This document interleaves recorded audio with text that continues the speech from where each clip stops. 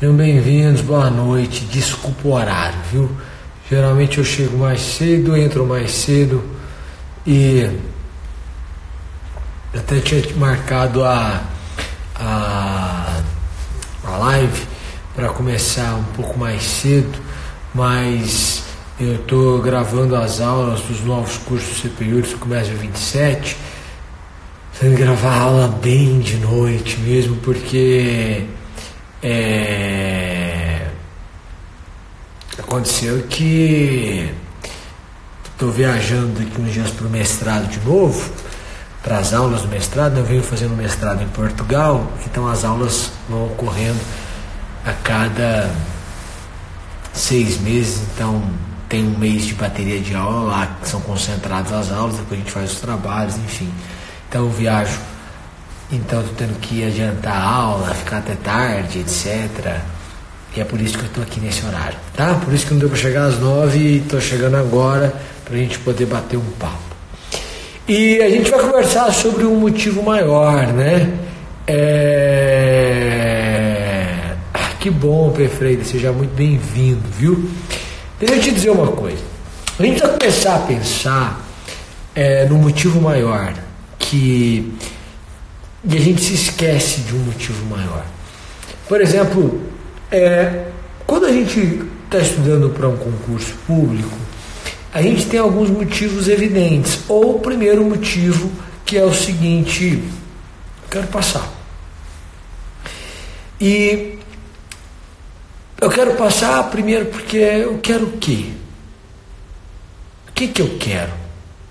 O que leva uma pessoa a dizer assim: olha, eu quero ser juiz, promotor, procurador, delegado, defensor, analista, enfim, procurador? Vamos lá. O que leva alguém a dizer isso? A vocação. Eu acho que vocação é um dos fatores. Eu acho que eu poderia mudar o nome. Eu acho vocação muito raro, sabia? Eu acho que admiração pela profissão é um dos fatores que levam alguém para decidir a fazer daquela forma, ou ir daquela forma, optar por aquela profissão. Eu acho que vocação é uma coisa que você descobre no caminho. Não é uma coisa que você atende a um chamado. Acho que o primeiro lugar é a admiração. Segunda coisa, por que alguém decide essa profissão? Eu acho que decide porque as pessoas querem uma inclusão social.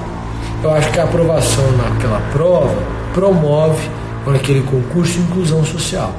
Independência financeira, mudança de classe social, realização de diversos outros projetos, respeitabilidade social. Esse reconhecimento e realização profissional, eles promovem um bem para a vida como um todo. Então eu acho que a pessoa pensa também em independência financeira, pensa em gozar de um respeito social, pensa numa realização profissional, pensa na possibilidade de mudança da vida e daqui para frente, e muitos outros sonhos e desejos que a pessoa tem guardados e que tem uma íntima relação com isso. Por exemplo, a pessoa tem vontade de viajar, a pessoa tem vontade de fazer um mestrado, a pessoa tem vontade de fazer um doutorado, a pessoa tem vontade de se casar. Então, isso tudo vai mexendo, certo? Certo. Só que quando a gente começa a estudar, passa um tempo, a gente se esquece. Na rotina, a gente se esquece. Porque, na verdade, na rotina, a gente lembra do trabalho. E a gente não sabe exatamente quando é que esse trabalho vai gerar um fruto. Pior que às vezes a gente não sabe nem se vai gerar um fruto. Então, às vezes a pessoa estuda com aquela incerteza que um fator que tira a motivação para estudar. E aí ela começa a lembrar, porque existe uma parte legal de estudar, mas existe uma parte que não é legal. Existe você estudar direito penal, que é muito legal, mas mesmo em direito penal você vai ter matérias que não são das mais gostosas. Estudar as hipóteses de extraterritorialidade condicionada e quais são as condições. Eu acho gostoso, eu acho bom, mas não é o tema que aproxima e apaixona as pessoas. Faz parte, mas faz parte. Então alguém estuda uma matéria que nem gosta e vai, que faz parte. Só que eu gostaria de pensar com você sobre quais motivos são os motivos para você estudar. E eu gostaria de lembrar você que você não pode se esquecer desses motivos, porque senão, no momento em que você estiver passando por uma matéria difícil, ou no momento em que o sujeito experimenta a reprovação por 1 ponto ou por 5, ou no momento em que o sujeito está sem perspectiva de edital, ele desanima, ele para, depois ele recomeça. Mas não é mais ou menos assim a vida de todo mundo? Um sujeito caminha um pouco, para, desiste ou pensa em desistir, depois retoma, com algum prejuízo aos seus estudos, estuda mais um pouco, para, desiste ou pensa em desistir e depois volta. Deixa eu te dizer uma coisa. Pense nos motivos maiores. Eu não sei de que cidade você está me assistindo, mas provavelmente você não vai morar nessa cidade daqui a 2 anos. Se você está me assistindo e você está decidido a estudar, muito provavelmente daqui a 2 anos você não vai morar nessa sua cidade.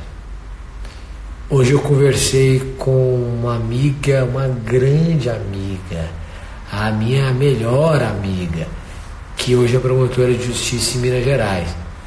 E ela está numa cidade do interior. E muda muito a vida. Ela estava morando em São Paulo, né? Fique pensando.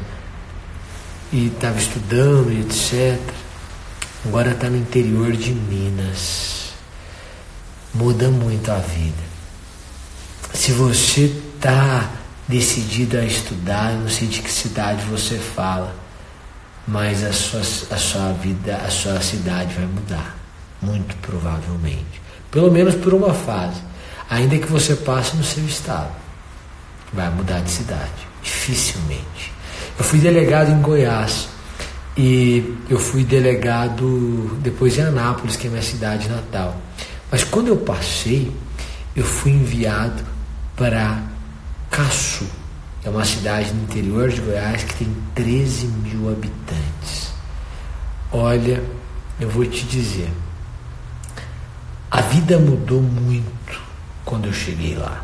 Fiquei pouco tempo lá, depois fui para Mineiros, mas foi um impacto, porque de repente você está numa cidade em que você nunca esteve antes, uma cidade muito menor do que a sua cidade, muito menor, mas muito menor é muito menor.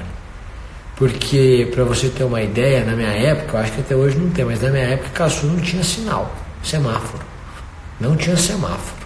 Eu me recordo disso porque quando cheguei a Mineiros e tinha semáforo, eu tive sensações de estar em Nova York. Não estou mentindo. Eu fiquei encantado com Mineiros. Eu tenho uma imagem maravilhosa de Mineiros. Eu tive sensações de megalópole ou de metrópole quando saí de uma cidade de 13 mil habitantes para uma cidade de 55 mil habitantes. E é verdade. E de repente a vida mudou. Então você vai mudar de cidade. Um dia vai ser você no seu gabinete, decidindo um pedido ou de prisão preventiva ou de revogação de prisão preventiva, decidindo um pedido de tutela de urgência, sentenciando, decidindo se vai pedir uma prisão, se o caso é de oferecimento da denúncia ou de promoção de arquivamento do inquérito policial. Se você, como delegado, representa pela prisão temporária, requer a interceptação telefônica. Se você, promotor de justiça, ajuiza uma ação de improbidade administrativa. Eu acho que às vezes as pessoas se esquecem dessa responsabilidade. É por isso que o operador tem que ser garantista. É por isso que punitivismo não rima com Constituição. Porque não pode rimar. Porque quando você ajuiza uma ação, quando você oferece uma ação penal, você coloca uma espada de Damocles sobre a cabeça de alguém. E quando é uma pessoa pública, você compromete, se não acaba com a reputação dela. E pode ser que essa pessoa seja absolvida. Veja, olha que interessante. Por isso é preciso de alguém que já tenha experimentado um sofrimento, concorda?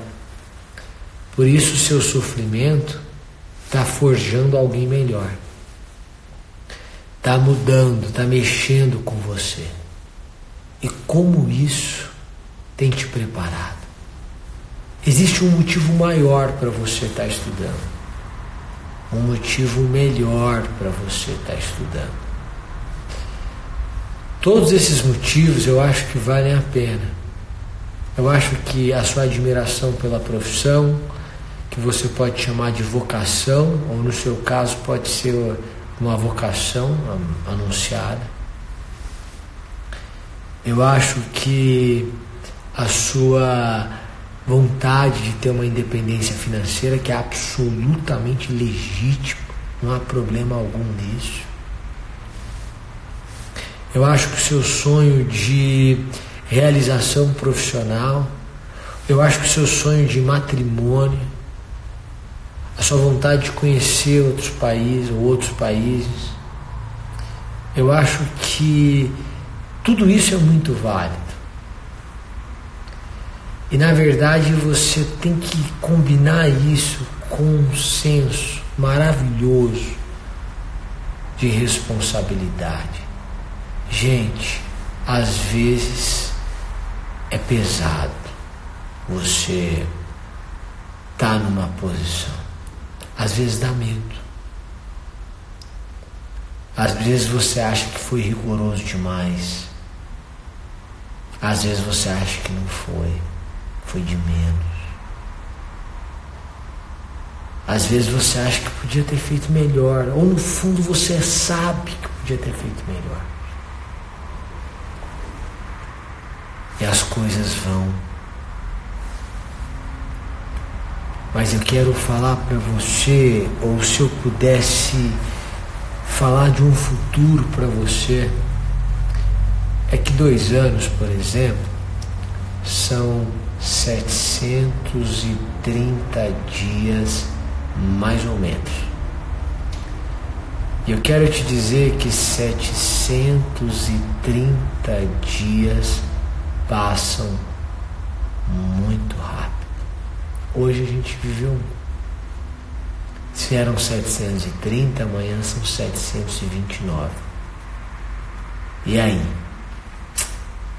E aí que não dá para você viver os próximos 2 anos de uma forma infeliz e esperando passar para experimentar felicidade.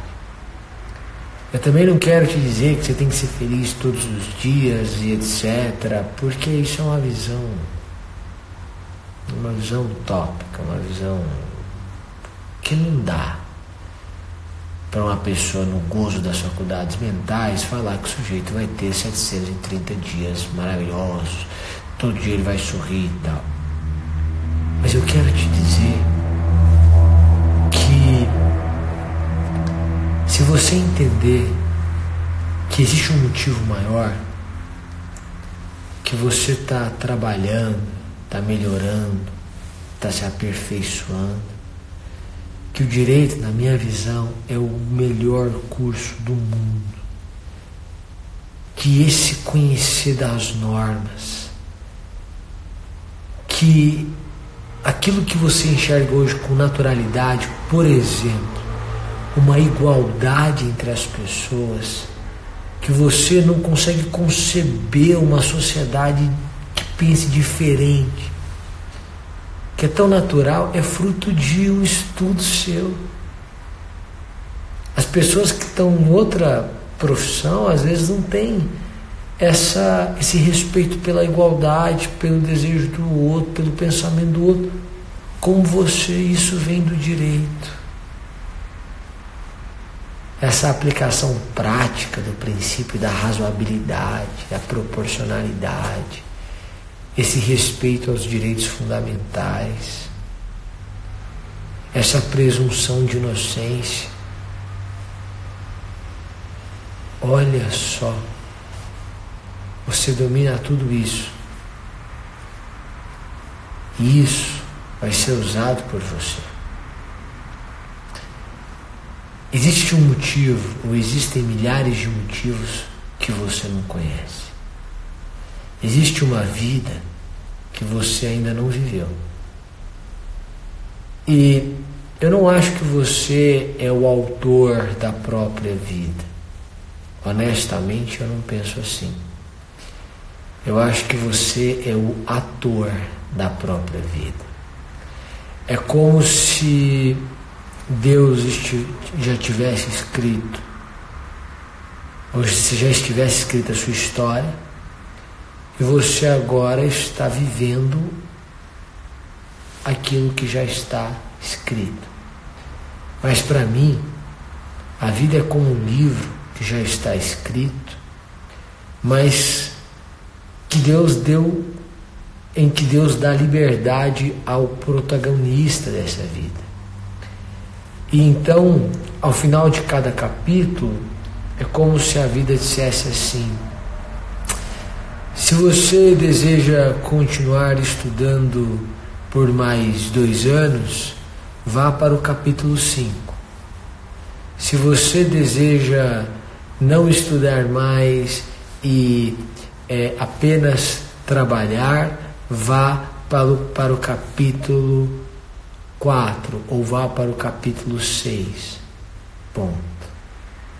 No capítulo 5, que você optou por continuar estudando por mais 2 anos, a cena que inaugura o capítulo é você vestindo uma toga pela primeira vez para sua cerimônia de posse. A cena que inaugura o capítulo é você amarrando o cadarço do sapato, passando perfume, penteando o cabelo para a cerimônia da posse. A cena que inaugura o capítulo é você se encontrando com os seus colegas que foram aprovados com você, naquela antessala, naquele momento que é só de vocês. E a sua família já está esperando, sentada em algum lugar. Então veja você que é uma decisão. Mas se você não quiser estudar e já só trabalhar, você vai para o capítulo 4, para o capítulo 6 do livro, e então você vai viver o que está lá no 4 ou no 6. E aí eu não sei te dizer o que está lá. Agora, viu? A gente nunca vai saber o que você não viveu. Agora, eu não posso admitir que você só viveu o que você podia viver. Entendeu ou não? Porque às vezes as pessoas dizem, não, mas aconteceu como tinha que acontecer. Eu fiz o que eu devia fazer e era isso que estava escrito. Não, era isso que estava escrito, mas tinha outra coisa também escrita. E você viveu isso por conta de uma decisão que você tomou. Eu não posso concordar com esse determinismo que exime você de responsabilidade, ou que me exime de responsabilidade. Então, a gente sempre tem uma decisão para tomar, mas existe uma vida que você não viveu. Existe a cerimônia da posse, existe o plantão de fim de ano, porque não é só a posse. Existe o processo complexo que está lá e que sobrou para o substituto, que está nesse mês, naquela vara para sentenciar.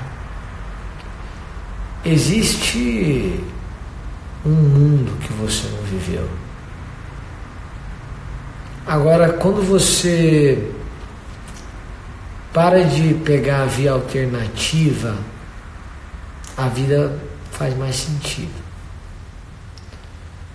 Quando você diz, gente, deixa eu dizer uma coisa, eu quero isso. Eu sei que é difícil, eu sei que pode demorar um tempo, e pode ser muito tempo, mas eu quero isso. Quando a gente para de pegar a via alternativa, quando a gente para de aceitar o que é mais fácil, o que dói menos, o que exige menos, a nossa vida ganha coerência. E essa nova visão de vida, quando ela produz o primeiro fruto, ela muda a vida inteira. Quando você disser, não, eu quero ser isso, eu vou fazer isso, para mim isso é importante, eu vou ser coerente. E quando isso der certo, a partir daí, toda a sua concepção de vida vai mudar.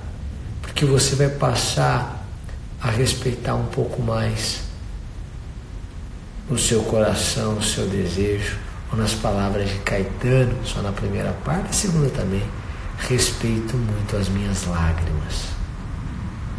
É preciso se respeitar mais o sorriso, mas é preciso se respeitar. Então, existem motivos maiores para você continuar estudando. Existem motivos maiores. E o motivo maior está a partir do capítulo 5. E no capítulo 5, você tem uma história que, se você pudesse ler, e aí está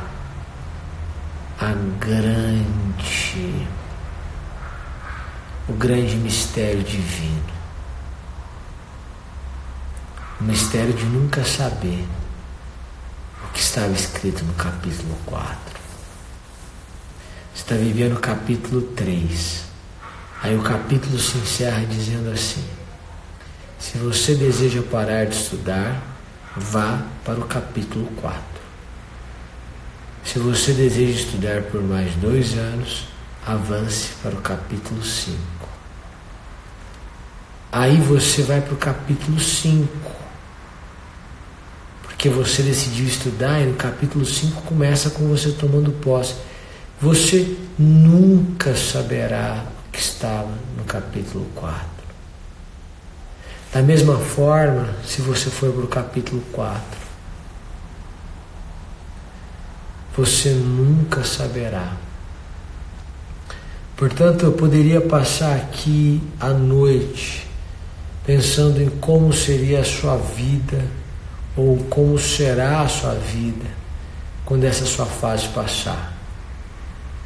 Na frase que disseram ao rei, que colocaram em sua coroa, quem contou a história foi Pedro Yungtai, juiz do TJ, no curso de formação, pediram ao rei que o rei pediu aos seus sábios que escrevessem em sua coroa algo capaz de deixá-lo feliz e triste ao mesmo tempo, e eles escreveram: tudo passa. Isso era capaz de deixar o rei feliz e triste ao mesmo tempo. Nos momentos de euforia, bastava olhar o que estava escrito na coroa e ele perceberia que tudo passa e que tudo iria passar. E quando, nos momentos de tristeza, aquilo era um consolo: tudo passa. Essa sua fase também vai passar. Então, a gente tem um desafio aí, que pode ser de 2 anos, mas pode ser menos do que isso também.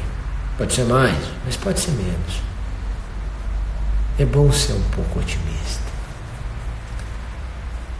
E aí, você precisa entender isso. Tudo vai passar. Pense no capítulo 5.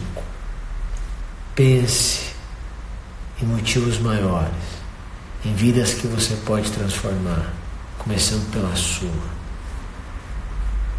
em planos que você tem, em coisas que você quer fazer, em pessoas que você quer ajudar, inclusive em você.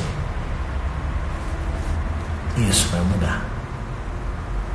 Muitíssimo obrigado, uma boa noite, um beijo enorme para todo mundo e até mais. Tchau, tchau.